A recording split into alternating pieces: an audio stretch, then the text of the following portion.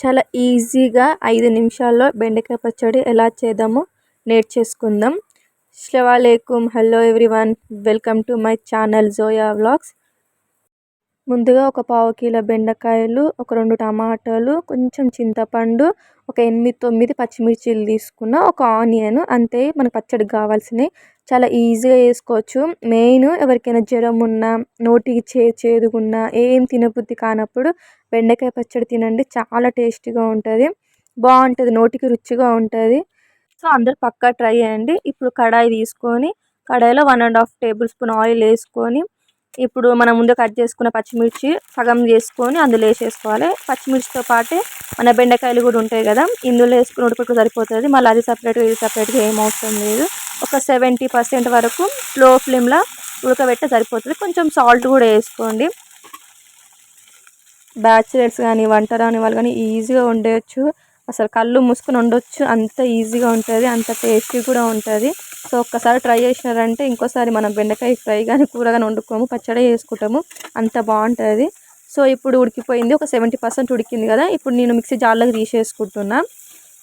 ఇప్పుడు అదే కడాయిలో ఆయిల్ ఉంది కదా, అందులోనే నేను ముందుగా కట్ చేసుకున్నాను టమాటాలు 4 పీసెస్ చేసుకొని ఇందులో వేసుకోవాలి. కొంచెం చింతపండు, కొంచెం పసుపు, కొంచెం సాల్ట్ వేసుకొని స్లో ఫ్లేమ్లోనే మెత్తగా అయ్యేంత వరకు ఉడకవరకు సరిపోతుంది. మంచిగా మెత్తగా అవ్వాలి. ఒక 10 మినిట్స్ స్లో ఫ్లేమ్లో ఉడకబెడితే సరిపోతుంది. ఉడికినాక కొంచెం చల్లగా అయిపోయినాక ఇప్పుడు మిక్సీ గిన్నెలకి ఇంక ఇవన్నీ వేసేసుకోవాలి. ఇలాంటి మరిన్ని ఈజీ రెసిపీస్ కోసం నా ఛానల్ని సబ్స్క్రైబ్ చేసుకోండి. ఇంకా ఈజీగా చేసే రెసిపీస్ చాలా ఉన్నాయి. సో ఇలాంటి మరిన్ని వీడియోస్ చూడడానికి సబ్స్క్రైబ్ చేసుకోండి, లైక్ చేయండి, కామెంట్ కూడా చేయండి. ఇప్పుడు ఇవన్నీ మిక్సీ గిన్నెలు వేసుకొని కొంచెం జీరా వేసుకొని కొంచెం సాల్ట్ వేసుకొని ఒక కచ్చా పిచ్చగా మిక్సీ పట్టండి. తర్వాత ఒక ఆనియన్ వేసుకొని మంచిగా మిక్సీ పట్టుకుంటే సరిపోతుంది. ఇప్పుడు ఇది తీసుకొని మీకు ఇష్టం ఉంటే తాలింపు వేసుకోండి, లేకపోతే లేదు. నాకు తాలింపు వేసుకోవడం అంటే చాలా ఇష్టం, అందుకనే ఆయిల్ వేసుకొని పోపు గింజలు ఉంటాయి కదా, జీరా, ఆవాలు, మినపప్పు, కొంచెం శనగపప్పు వేసుకొని, ఎండుమిర్చి ఒక 4 వేసుకొని, కరివేపాకు వేసుకొని ఇందులో వేసేసుకున్న.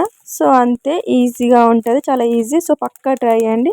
రెడీ అయిపోయింది. అన్నంలకు కానీ వేడి వేడి చపాతీలకు కానీ నెయ్యి వేసుకొని తింటే చాలా బాగుంటుంది. So thanks for watching.